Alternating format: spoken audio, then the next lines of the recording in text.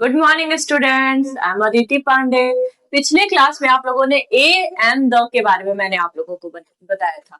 वो टॉपिक आप लोगों का क्लियर हो गया। आप लोगों का मैसेज था और क्लासेस चाहिए। ठीक है, वेरी गुड। देखिए बच्चों, आज मैं आपको वर्ब फॉर्म्स के बारे में बताऊंगी। आप लोग सारे लोग जानते हो वर्ब। वर्ब होता क्या है बेटा? सबसे पहले वर्ब मतलब होता है क्रिया। क्रिया हम किसे बोलते हैं? किसी भी काम को जो किया जाता है उसे हम क्रिया बोलते हैं। काम बहुत सारे होते हैं, जैसे हंसना, खेलना, सोना, पढ़ना, दौड़ना, ये जितने भी काम हैं सारे क्रिया हो गए। और क्रिया को हम क्या बोलते हैं? वर्ब। क्रिया को इंग्लिश में क्या बोला जाता है बच्चों? वर्ब। अब वर्ब में आप लोग देखेंगे कि वर्ब के भी कई प्रकार हो जाते हैं। कई प्रकार कहने का मतलब है फॉर्म्स हो जाते हैं। ठीक है बच्चों, देखिए जैसे verb 1, verb 2, verb 3, verb 4 and verb 5। देखिए बच्चों, जैसे वर्ब 1 में हो गया go, verb 2 went, gone, going, girls, eat, it means खाना, eat, ate, eaten, eating, eats।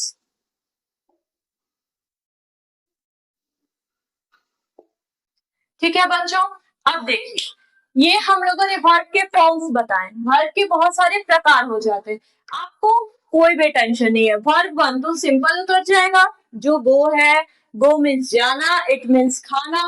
वैसे ही बहुत सारे वर्ब फॉर्म्स हैं।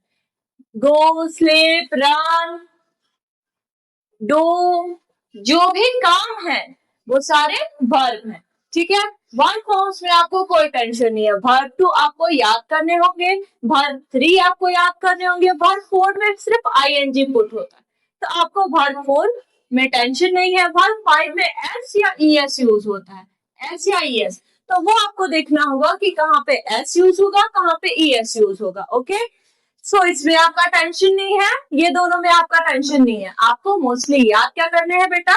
वर्ब 2 और verb 3।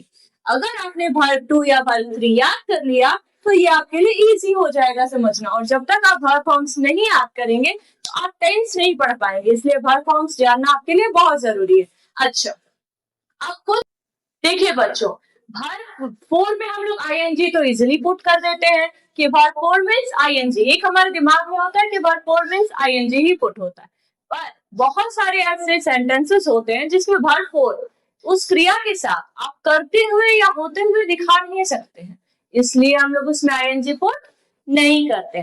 Suppose that I am loving you, आपने कभी सुना है? नहीं। I love you, this is correct sentence.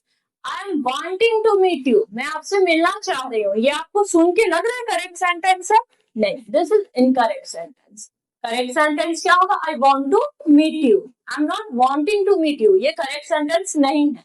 I want to meet you. वैसे ही बेटा, आई एम लाइकिंग चॉकलेट, ये सही सेंटेंस है? नहीं। लाइक करना, पसंद करना तो होता है, तो इसमें आईएनजी पुट हो सकता है, बट नहीं होगा, क्योंकि ये करते हुए या होते हुए आप नहीं दिखा पा रहे हैं। तो क्या होगा बच्चों? I like to eat chocolate. I am liking chocolate नहीं होगा, आई लाइक चॉकलेट होगा। ठीक है, तो टू बी वेरी सिंपल, देखिए बेटा, जिस काम को करते हुए या होते हुए आप नहीं दिखा सकते हैं उसमें आप आईएनजी का यूज नहीं कर सकते। आपके लिए एक क्वेश्चन है, ठीक है, ये मैं नेक्स्ट वीडियो में पूछूंगी आपसे। I am thinking you are right, I am thinking you are right, this is incorrect. आपको इसके करेक्ट आंसर बनाने हैं और मुझे मैसेज करने हैं। और ऐसे ही आपको कुछ इंफॉर्मेटिव, कुछ इंफॉर्मेशन वाली जो वीडियोस है वो आपके तक पहुंचेगी। आप लोग प्लीज इसको लाइक करो, शेयर करो और चैनल को सब्सक्राइब करो। आप लोग जितना ज्यादा इंफॉर्मेशन मैं देना चाहूंगी, जितना ज्यादा इजी टू इजी वर्ड में मैं एक्सप्लेन कराने का कोशिश करूंगी, मैं आप लोगों को इजी टू इजी वर्ड में एक्सप्लेन कराऊंगी, समझाने का कोशिश करूंगी कि आपको इजीली समझ में आ जाए। सो बेटा, वर्ब फॉर्म्स में आपको कोई टेंशन नहीं है, सिर्फ ये वर्ब 2, वर्ब 3 बेसिकली अगर आप इस पे ध्यान दे दोगे। वर्ब 5 में एस या ईएस यूज होता है, तो वो आपके लिए इजी हो जाएंगे। और वर्ब 4 की मैंने आपको बता दी कि जिस काम को होते हुए या करते हुए आप नहीं दिखा सकते हैं उसमें आईएनजी पुट नहीं होगा। ओके बेटा, thank you for watching me.